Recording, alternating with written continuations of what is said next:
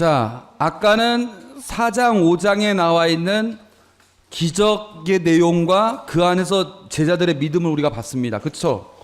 예. 그러니까 아까 그 기적이 네 가지가 서로 연결이 안 된 것 같지만 연결이 돼 있었죠. 예. 공통점들도 있었고 그 안에서 그 공통점을 보면 호수라는 걸 네 개체로 해가지고 이 생명과 죽음의 그 만남이 이루어졌고 그 안에서 생명의 원천이신 예수님이 그 죽음의 세력을 누르는 것을 볼 수 있었습니다. 이처럼 마르코 복음사가는요, 이 글의 구성력을 통해서 전달하는 게 참 많습니다. 제자들의 믿음도 다른 사람들의 믿음과 결부되어서 기적과 관련되어서 보여지는 이 다른 사람들의 믿음과 그 비교를 하면서 제자들의 믿음이 어느 정도인지를 알려줍니다. 마찬가지로 6장에서부터 8장까지도 이 기적들의 내용이 나오는데 이 내용도 제자들이 어떤 상태인지를 잘 보여줍니다. 이게 또 참 기가 막히고 코가 막힌. 예.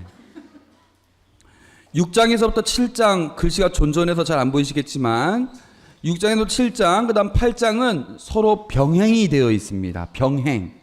병행이라는 것은 서로가 짝이 맞춰 나간다는 거죠. 자, 보시면 여기서는 첫 번째에서는 5,000명을 먹였죠. 이거와 병행을 이루어서 여기는 4,000명을 먹였어요. 여기는 몇 광주리가 남았다고 그랬죠? 12광주리. 12이라는 숫자는 구약의 12지파의 숫자죠. 그래서 유다인 환경. 그 다음에 여기는 4,000명을 먹였어요. 몇 광주리가 남았죠?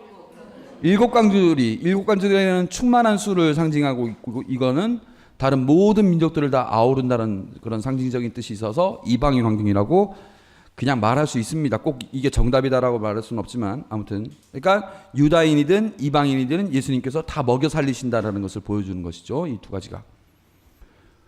그 다음에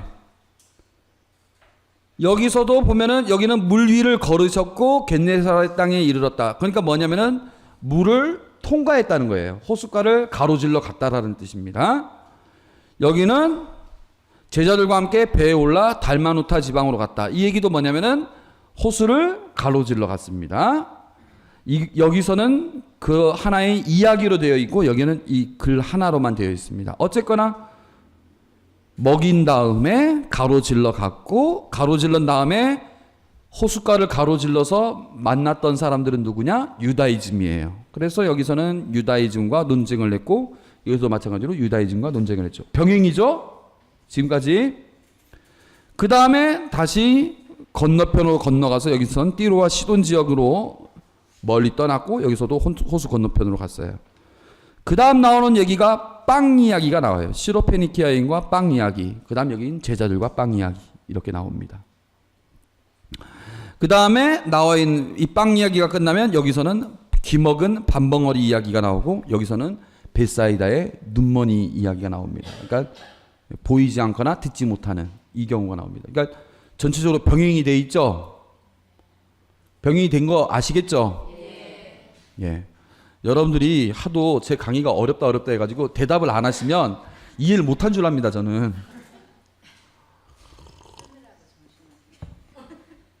여기서 우리는 지금 이거를 여러 가지 관점으로 접근해서 볼 수 있어요. 기적이라는 관점에서도 볼 수 있고 예수님의 정체성이라는 관점에서도 볼 수 있고 여러 가지 관점에서도 볼 수 있지만 우리가 지금 보고 있는 관점은 뭡니까? 예수님과 아까 두 번째 핵심 주제가 첫 번째가 예수님의 정체성이고 두 번째가 뭐라고 했죠? 예, 우리는 이거를 지금 예수님과 제자라는 관점에서 볼 거예요. 예. 그러니까 예수님과 제자라는 관점에서 보면 여기서 딱 나오는 게 요 부분이 이 전체 안에서 차지하는 게 어떤 건지를 볼 수 있다는 겁니다. 예. 아무튼 호숫가를 주변으로 왔다 갔다 하면서 여러 가지 일들을 벌이셨고 거기서 이제 막판에 제자들과 빵 이야기가 나오는데 이 내용이 무엇을 상징하는 건지를 보여주는 겁니다. 그걸 한번 보도록 하겠습니다.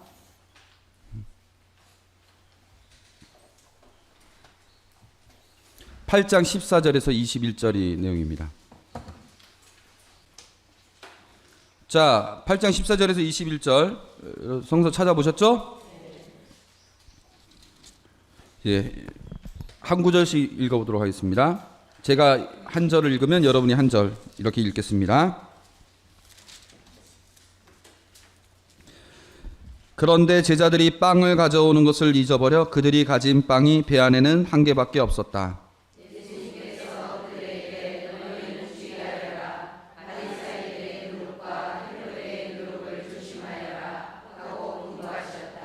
자, 여기서 바리사이 누룩과 헤로데의 누룩의 이야기가 나온 이유는 봤지만 중간에 유다이즘과의 마찰이 있었죠?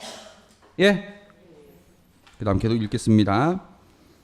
그러자 제자들은 자기들에게 빵이 없다고 서로 수군거렸다.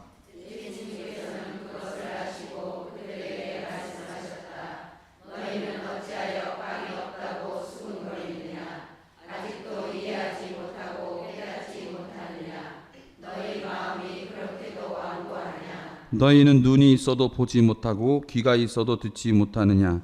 너희는 기억하지 못하느냐?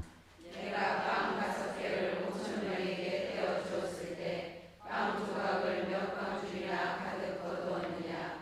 그들이 12입니다 하고 대답하였다. 빵 7개를 4,000명에게 떼어 주었을 때는 빵 조각을 몇 바구니나 가득 거두었느냐? 그들이 7입니다 하고 대답하자.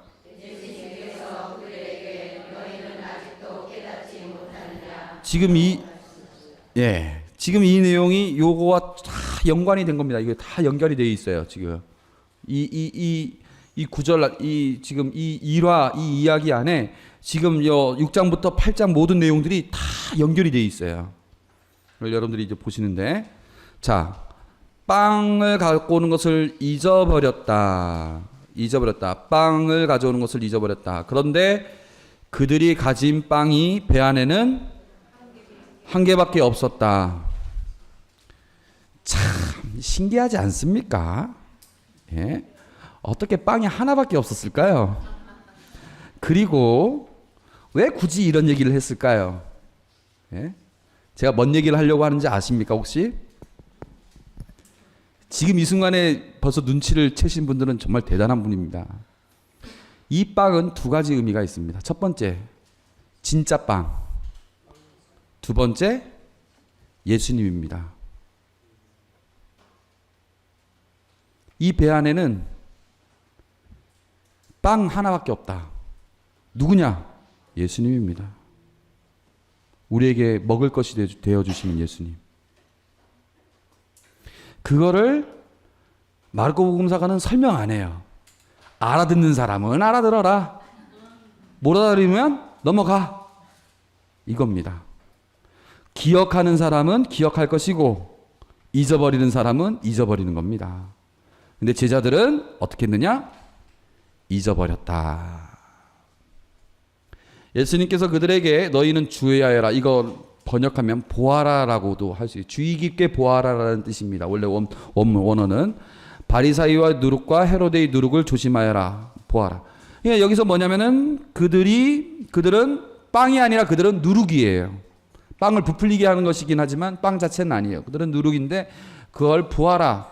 왜? 아까 그 전에 일화를 보면은 여기서 이런 일들이 있었기 때문에 지금 그 얘기를 하는 거예요. 예. 근데 제자들은 누룩 얘기를 하고 있는데 뜬금없이 빵이 없다고 서로 수군거렸다. 빵이 있습니까? 없습니까? 있으면서도 없고 없으면서도 있고 지금 이런 상황입니다. 예. 아시겠죠? 너희는 어찌하여 빵이 없다고 수군거리느냐? 아직도 이해하지 못하고 깨닫지 못하느냐? 너희 마음이 그렇게도 완고하냐? 이런 의미를 잘 모르는 사람들은요, 예수님이 정말 다혈질이라고 생각합니다. 근데 예수님께서 아야츠까지 보여줬던 모든 과정들을 잘 보고 보는 눈이 있고 알아듣는 귀가 있으면 알아들어요. 이걸. 이 말을 듣고 얼마나 예수님이 답답하시는지. 너희는 눈이 있어도 보지 못하고 귀가 있어도 듣지 못하느냐. 뭐라고 했어요? 아까 예수님. 보아라. 제대로 봐라. 예? 그들의 누룩을 제대로 보고 예수님이 빵이라는 사실을 보아라는 얘기입니다. 그러면서 빵 5개를 5,000명이 떼어줬을 때 빵 조각을 몇 광줄이나 거두었느냐? 12입니다. 빵 7개를 떼었을 때 빵 조각을 몇 군이나 7입니다. 너희는 아직도 깨닫지 못하겠느냐? 예? 그러니까 이들은 뭡니까? 보고 있어도 보지 못하고 듣고 있어도 듣지 못하는 거죠. 자, 보겠습니다. 여기서 이런 일들이 벌어졌습니다. 이런 일들이 벌어졌죠. 그럼에도 불구하고 물 한 번 건너니까 누룩들이 있었죠. 그럼에도 불구하고 물 한 번 딱 건너니까 빵 이야기가 나오죠. 그러면 이 제자들과 빵은 아까 우리가 금방 읽었습니다. 이 구절은 어떤지 한번 볼까요? 이 구절 7장 24에서 30절 이 구절은 어땠는지 한번 볼까요?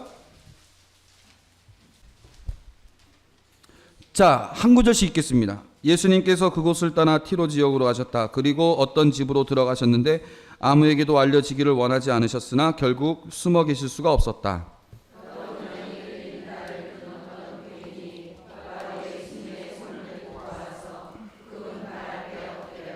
그 부인은 이교도로서 시리아 페니키아 출신이었는데 자기 딸에게서 마귀를 쫓아내 주십사고 그분께 청하였다.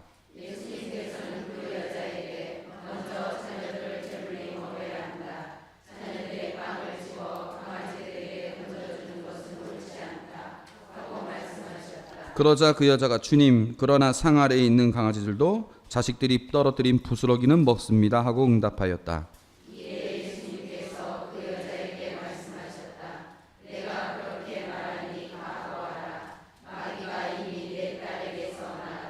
그 여자가 집에 가서 보니 아이는 침상에 누워있고 마귀는 나가고 없었다.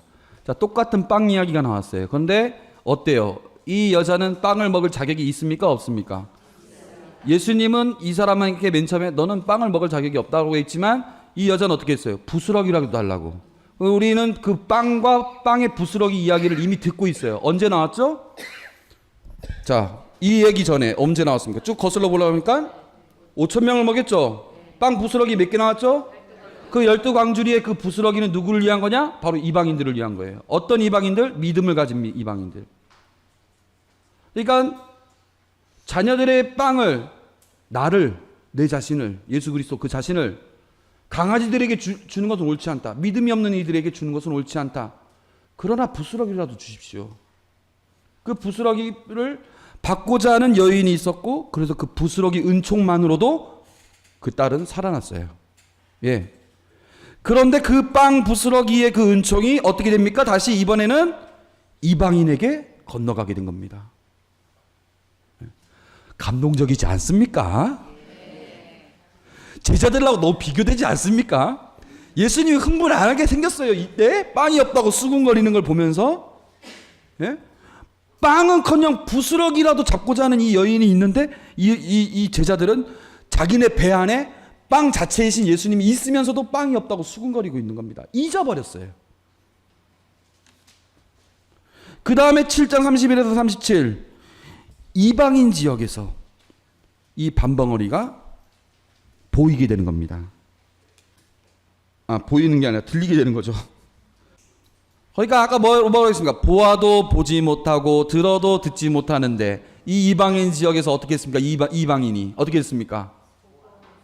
듣게 된 거예요. 듣게 된 거예요. 그죠? 그런데 제자들은 어땠어요? 보아도 보지 못하고 들어도 듣지 못했는데 8장 20에서 26절 보세요. 그들은 벳사이다로 갔다. 그런데 사람들이 눈머니를 예수님께 데리고 와서는 그에게 손을 대어 주십사고 청하였다. 그분께서는 그 눈머니에 손을 잡아 마을 밖으로 데리고 나가셔서 그 두 눈에 침을 바르시고 그에게 손을 얹으신 다음 무엇이 보이느냐 하고 물으셨다. 그는 앞을 보며 사람들이 보입니다. 그런데 걸어다니는 나무처럼 보입니다. 보긴 보지만 제대로 보지 못하였는데 예수님께서 다시 그 두 눈에 손을 얹으시니 그가 똑똑히 보게 되었다. 그는 시력이 회복되어 모든 것을 뚜렷이 보게 된 것이다.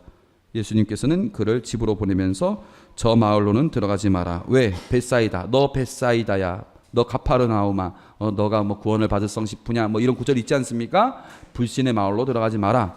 이 눈머니도 눈 떴어요. 이 귀머거리도 듣게 됐어요. 이방인 여인은 빵부서기를 얻어먹었어요. 제자들은 꽝이에요. 아시겠죠? 마르코가 신학적인 해설을 직접 하지 않지만 문장의 구성력을 통해서 메시지를 전달하는 능력이 얼마나 탁월한지 모릅니다. 이게 다 연결되어 있지 않습니까? 지금 다 연결되어 있죠. 이 호숫가 주변에서 벌어지는. 그래서 이 보면은 빵 얘기가 쭉 나와요. 빵이 있다 없다 있다 없다 하다가 보라 보라 근데 보지 못하고 잊어버렸다 기억하지 못하느냐 이게 다 연결되어 있는 그 말들입니다. 이 모든 단어들이. 제자들이 자 아까 보면 1장 14절에서 6장 6절까지는 함께 있었고 6장 7절부터는 제자들이 파견돼 가지고 여러 가지 활동들을 했는데 그럼에도 불구하고 우리가 쭉 보고 있는 부분은 뭐냐면은 제자들은 함께 있었고 활동을 했지만 예수님을 제대로 믿지 못하는 겁니다. 그리고 예수님의 활동에 대해서 제대로 믿지 못하는 겁니다. 그러다가 8장에서 무슨 일이 벌어집니까?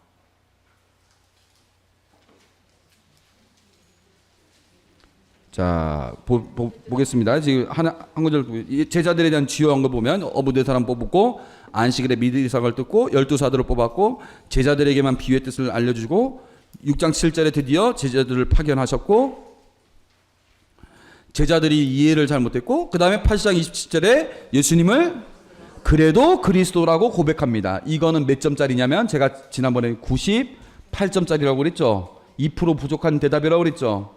그러니까 알긴 알지만 제대로 못 보는 거예요. 아까 마치 어떤 사람처럼 벳사이다의 눈머니가 사람을 보긴 보지만 걸어다니는 나무같이 보는 사람처럼 아까 그 이방인 지역에서 티로 지역에서의 그 벙어리가 말을 못하긴 하긴 하지만 더듬으면서 했던 반벙어리였던 것처럼 제자들도 예수님을 알아보긴 알아보지만 마치 말 더듬는 벙어리 얼추 보는 눈머니처럼 예수님을 지금 알아보고 예수님의 말씀을 듣고 있는 거예요.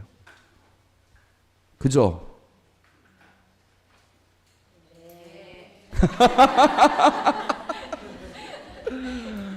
예, 형광등이시군요. 그 다음에 9장.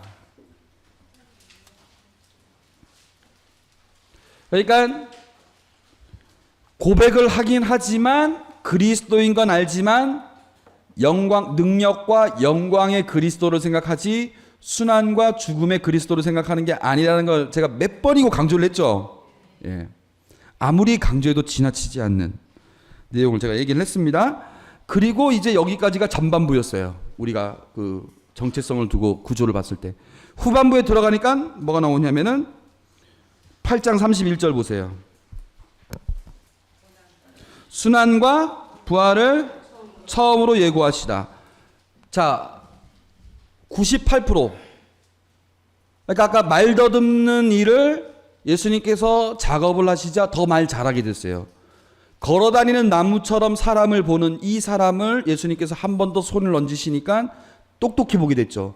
마찬가지로 예수님께서는 제자들이 예수님이 그리스도라는 것을 알긴 알지만 2% 부족한 그 부분을 채워주시려고 드디어 이제 본격적으로 그리스도긴 한데 내가 고난당하고 죽어야 돼. 이렇게 부족한 부분을 가르쳐 주세요. 첫 번째로. 근데 그 반응이 어땠습니까? 베드로가 스승님 절대 그런 일이 있어서는 안 됩니다 라고 얘기를 했죠. 꼭 붙들고 반박하기 시작하셨다. 그러니까 예수님께서 제자들을 돌아서서 보신 다음 베드로에게 사탄아 내게서 물러가라. 너는 하나님의 일을 생각하지 않고 사람의 일만 생각하는구나 하면서 다시 가르쳐 줍니다. 누구든지 내 뒤를 따르려면 자신을 버리고 제 십자가를 지고 따라야 한다. 정녕 자기 목숨을 구하려는 사람은 목숨을 잃을 것이고 나와 복음 때문에 목숨을 잃는 사람은 목숨을 구할 것이다. 사람이 온 세상을 얻고도 제 목숨을 잃는 것이다. 그렇게 했어요. 그죠? 그 다음에 당신의 영광스러운 모습을 보여주시고 나서 더러운 영까지 쫓아내시고 나서 이렇게 영광스러운 모습을 보여주시고 나서 9장 30절 또다시 두 번째 예고하셨죠. 그러면 이제 두 번 가르쳤으니까 알아먹을 법도 하죠. 여러분들도 제가 성서 강의 한 두 번 정도 똑같은 거 강의하면 알아듣겠죠. 그러질 않는다는 겁니다. 이 사람들은 그러지 않는다는 거예요. 이 제자들은 여러분들은 알아듣는데 두 번째 가르치는데도 똑같은 내용을 두 번째 가르치는데도 어떻게 되는 거예요? 33절 반응 교육받고 난 다음에 이들의 모습 너희는 길에서 무슨 일로 논쟁하느냐? 그들은 입을 열지 않았다. 누가 가장 큰 사람이냐 하는 문제로 길에서 논쟁했기 때문이다. 예수님께서 자리에 앉으셔서 12제자를 또 불러서 얘기를 합니다. 누구든지 첫째가 되려면 꼴찌가 돼야 되고 모든 이의 종이 되어야 된다. 또 얘기를 하세요. 야, 그리스도가 그런 그리스도가 아니고 그러니까 너네도 이렇게 살면 안 되지. 또 얘기하는데도 이들은 두 번째 교육 후에도 교육 효과 제로. 이렇게 또 설명했는데 또 보세요. 요한이 얘기를 하죠. 스승님, 어떤 사람이 스승님의 이름으로 마귀를 쫓아내는 것을 저희가 보았습니다. 저희를 따르는 사람이 아니었으므로 저희가 그런 일을 못하게 막았습니다. 야, 이 그리스도의 사람이기 때문에 너희 이 반대하지 않는 사람들을 막 이렇게 하는 이런 모습까지 했어요. 그 다음에 예수님께서 이제 일련의 가르침을 몇 가지를 하고 했는데 10장 32절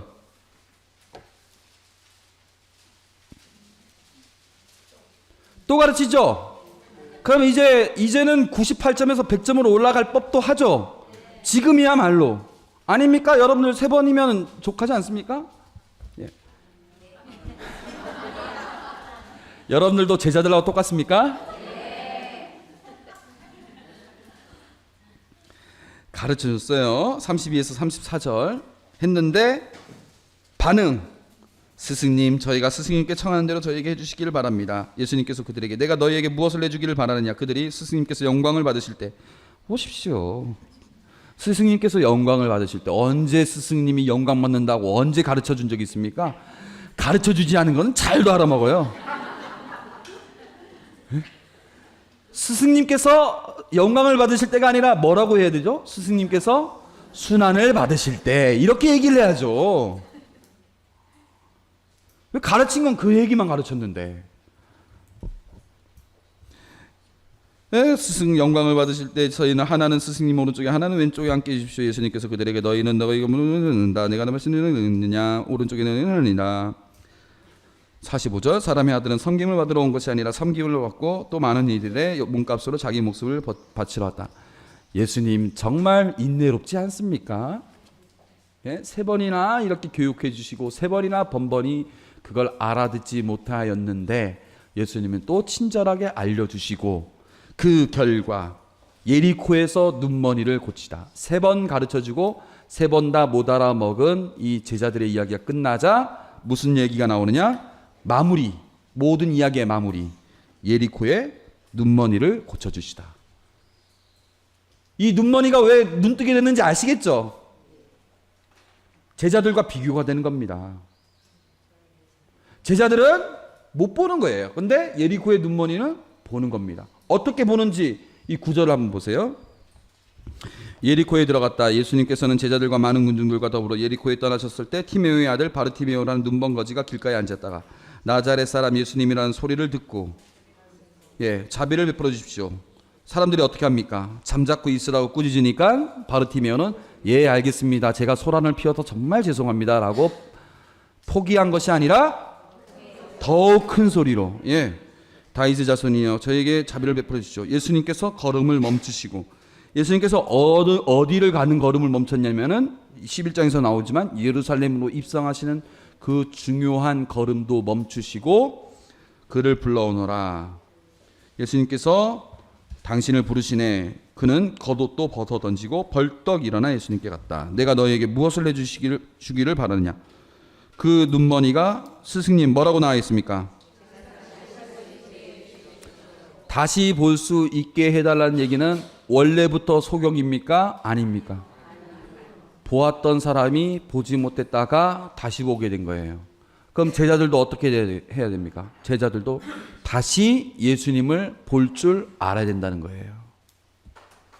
이게 지금 이 예수님과 제자에 관련된 이야기, 이 9장에서부터 10장까지 넘어가는 내용의 결론입니다. 마르코는 몇 번이고 제가 얘기를 하지만 직접적으로 설명을 하지 않습니다. 그러나 문장의 구성을 통해서 얘기를 합니다. 이 기적을 통해서 얘기하고자 하는 것 뭐냐? 제자들 눈 떠야 된다. 다시 봐야 한다. 그 얘기를 하고 있는 겁니다. 지금 우리가 지금 일령 과정을 쭉 봤지만 아까 4장부터 지금 10장까지 우리가 좀 자세하게 봤어요. 예수님과 제자라는 관점으로 보면은 상당히 많은 부분이 예수님과 제자에 관련돼서 이야기가 이렇게 많이 있어요. 그래서 마르코 복음에서 예수님과 제자의 관계는 참 중요합니다. 그리고 이제 13장 9절에서부터 13장으로 넘어가게 돼요. 제자들에 대해서. 나 중간중간에 무화과 나무라든가 뭐 여러 가지 이야기가 제자들과 관련된 이야기가 있지만 뭘 경고하는 겁니까? 뭘 경고하는 겁니까? 13장 9에서 13 너희들이 앞으로 재난의 시작이 돼가지고 여러 가지 이런 일들이 벌어질 것인데 너희들은 그것도 참고 기다려라 뭐 이런 얘기 했어요. 그 다음에 14장 17에서 31절 유다와 베드로의 배반을 예고하다. 예고를 냈어요. 예수님과 제자들의 관계에 관련된 그 구절들 지금 계속 보고 있죠. 그 다음에 어떻게 됩니까? 14장 50절 보면은 제자들은 모두 예수님을 버리고 달아났다. 결국 예수님은 제자들을 산에서 뽑으셔가지고 그들을 부르시고 그들과 함께 있으면서 다른 사람들한테는 안 가르쳐줘도 이 사람들한테만 특별 과외도 다 시켜주시고, 제자의 특수교육이라는 말도 아주 중요한 그 마르코 복음에서 중요한 표현입니다만 제자 특수교육도 시켜주시고 또 제자들을 파견시키시고 제자들에게도 그 깨닫지 못하는 제자들에게 몇 번이고 가르쳐 주시는데 결론은 뭐냐? 제자들은 모두 예수님을 버리고 달아났다. 그러니까 결국엔 제자들은 끝까지 예수님을 못 믿는 거예요. 그러니까 여러분들 제가 우리 본당 미사 씨한테 그런 강론을 했어요. 예수님께서 사순절 때 그런 강론을 했어요. 예수님께서 우리가 고통의 신비를 묵상하지 않습니까? 제1단 뭐 예수님께서 피땀 흘리시는 묵상합시다. 매 맞으시는 묵상합시다. 십자가 뭐 가시관 쓰시는 묵상합시다. 십자가 못 박히시는 묵상합시다. 뭐 이게 십자가 지심, 십자가 못 박히시는 묵상합시다 하는데 예수님의 이 고통들 중에서 제일 큰 고통이 뭔지 아십니까? 채찍질 당하고 피땀 흘리고 뭐 모욕을 당하고 뭐 이런 여러 가지 고통들, 심지어는 그 손발에 그 못에 창에 찔리는 이 고통보다 더 아픈 고통이 뭐냐? 배신감입니다. 사랑하는 사람에게 당하는 배신. 예수님께서 그렇게 버림을 당하신 거예요. 그렇게까지 버림받으신 예수님을 우리가 그리스도라고 믿는 것이죠. 아무튼 제자들은 끝까지 그러니까 예수님은 완전히 버림받은 겁니다. 완전히. 예수님을 원래 싫어했던 사람들한테 버림받은 거야. 뭐 그럴 수도 있죠.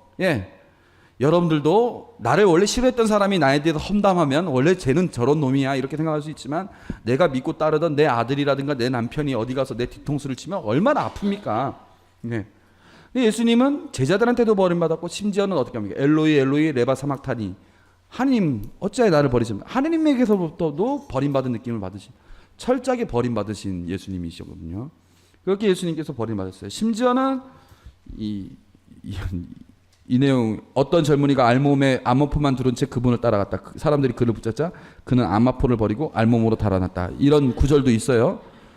그래서 이 사람이 누굴까? 뭐 여러 가지 학설이 있습니다만 여러분들 이거 한번 그냥 적어만 보세요. 아모스 2장 16절, 마르코복음 10장 50절, 마르코복음 16장 5절에서 7절 이것만 써보시고 여러분들 한번 직접 구절을 찾아보면서 연관성이 있는지 없는지 한번 생각해 보시면 좋겠는데 학자들이 이거 연관을 시켰습니다. 아무튼 예수님이 철저하게 버림을 받은 겁니다.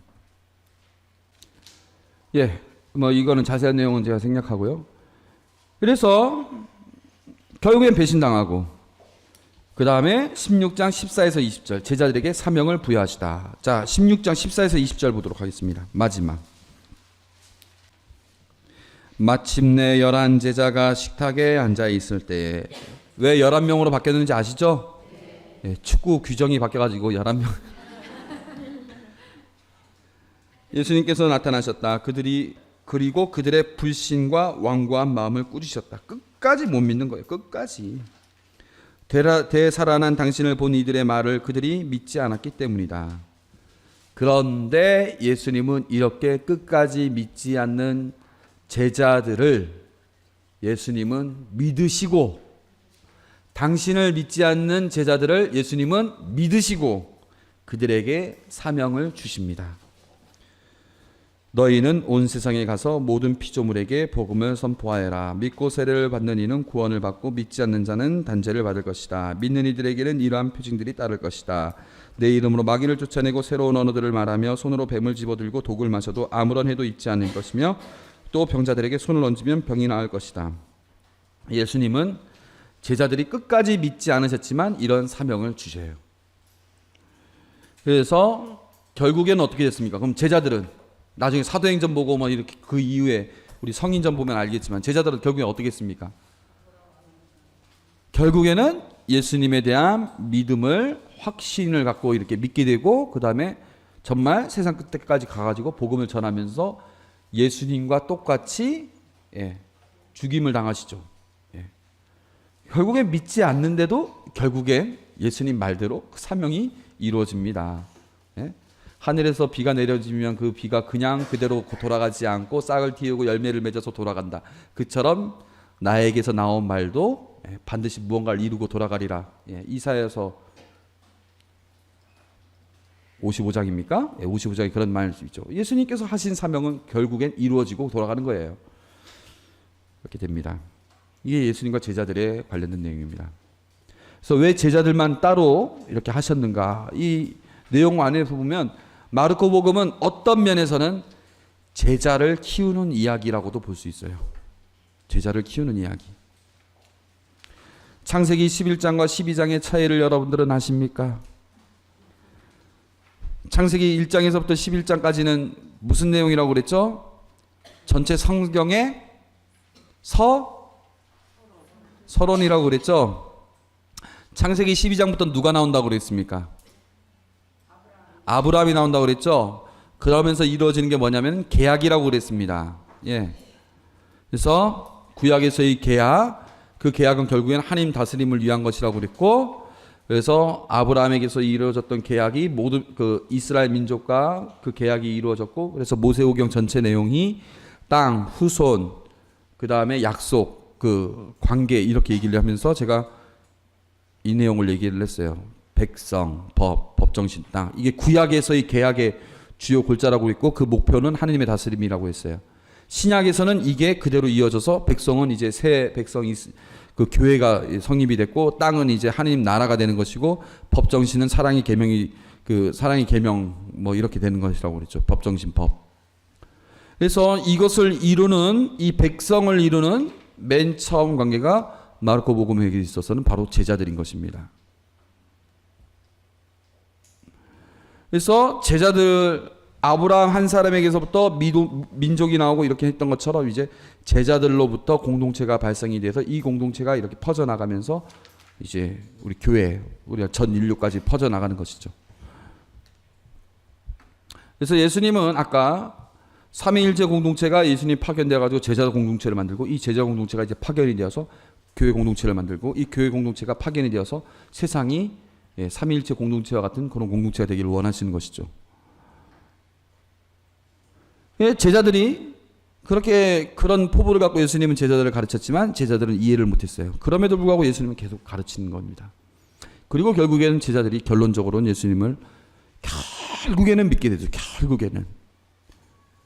그래서 이 제자들의 이 더딘 믿음의 이 성장 얼마나 우리에게는 위로가 됩니까?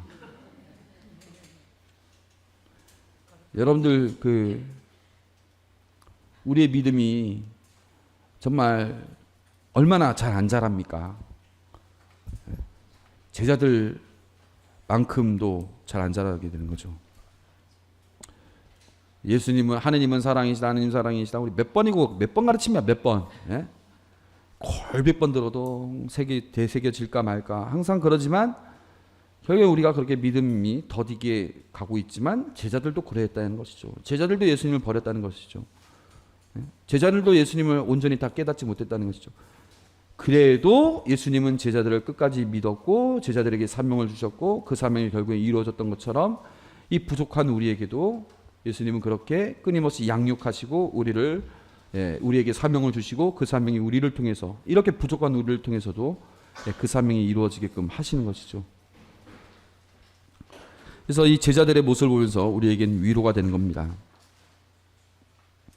그래서 교회를 보고 거룩한 창녀, 거룩한 죄인 이렇게 우리가 얘기를 하는데 우리는 정말 부족하고 나약하고 정말 죄인과 같은 이런 그런 존재이지만 예수님의 이런 끊임없는 신뢰와 예수님의 끊임없는 이 교육을 통해서 우리는 거룩함을 잃지 않게 되는 것이죠. 예수님의 정체성을 알아보고 못 알아보는 이 여러 가지 과정. 여러분들 드라마를 보면은요,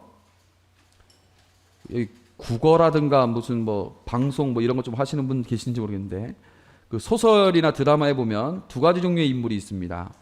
평면적 인물과 입체적인 인물이 있어요. 예.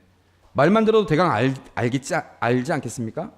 평면적 인물이라고 하면은 드라마 시작 1회부터 끝에까지 나쁜 놈은 끝까지 계속 나쁜 놈, 착한 사람은 계속 끝까지 착한 사람, 이런 사람은 평면적 인물입니다. 그런데 처음에 나쁜 놈으로 나왔다가 사건들을 겪으면서 어떻게 됩니까? 이 사람이 바뀌게 되는 경우가 있죠. 그럼 이 사람이 나쁜 사람이었다가 저쪽 무리에 있었던 사람인데 이쪽 무리로 갑자기 바뀌면서 말과 행동이 달라지는 사람을, 이런 사람들을 입체적 인물이라고 합니다. 그럼 제가 그 예수님의 정체성하고 딱 그려졌죠. 하느님의 아들, 마귀, 뭐 하느님을 거룩하신 분을 본다, 군중, 뭐 놀라움과 뭐 유다이즘, 반박과 증오, 제자들 뭐 이렇게 나와 있죠. 여기서 보면 입체적인 인물이 누굽니까? 제자입니다, 제자. 나머지는 믿을 때는 믿고 못 믿을 때는 못 믿고 그걸로 끝까지 쭉 가는 거예요. 근데 딱 입체적인 인물은 제자예요. 그리고 덧붙여서 이방인들이 중간중간에 알아보는 거죠, 예수님을. 그러니까 이 제자가 입체적인 인물이에요. 그러니까 제가 그 마르코복음을 요약하면 그겁니다. 마르코복음의 핵심 주제는 예수님의 정체성이다. 그리고 두 번째로 제가 얘기했던 게 뭐냐면은 마르코복음은 어떤 면에서는 제자들을 키우는 이야기라고도 볼 수 있다라고 얘기했는데 그 얘기는 뭐냐? 그 예수님의 정체성에 대해서 입체적으로 바라보는 시선이 바로 제자라는 것이죠. 제자들이 그 예수님의 정체성에 대해서 제자들이 계속 초대를 받고 있는 겁니다. 그게 누구냐? 바로 여러분들이라는 것이죠. 이게 이제 마르코 전체 주제 이 두 가지만 여러분들이 대강 아시면 마르코에 대해서는 거의 다 아셨다고 말할 수 있어요. 마테오에서는 핵심이 구약의 완성이고 구약에서 신약으로 넘어간 것이라고 볼 수 있다면 마르코에서는 예수의 정체성과 제자들, 그리고 덧붙여서 그 안에서 가장 중요한 역할을 했던 게 이 성전, 예루살렘 성전에 관련된 이야기, 제가 무화과 나무 성전, 예수님 그 성전 휘장이 찢어진 거, 이 이야기, 이거까지 아시면 여러분들이 다 알으셨다. 다는 아니지고 제가 가르친 게 뭐 다겠습니까? 아무튼 전체적인 맥락을 파악하신 겁니다. 여기까지 하겠습니다. 질문 있습니까? 숙제는 시험 문제 푸시고요. 시험 문제 별로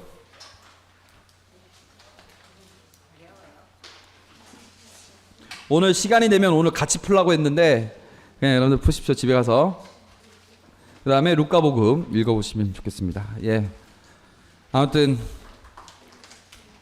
서울에서 부산 왔다 갔다 하는데 지금 일단 부산까지는 갔습니다. 이제 돌아갈 일만 남았습니다. 하프 코스까지 달렸습니다. 수고하셨습니다.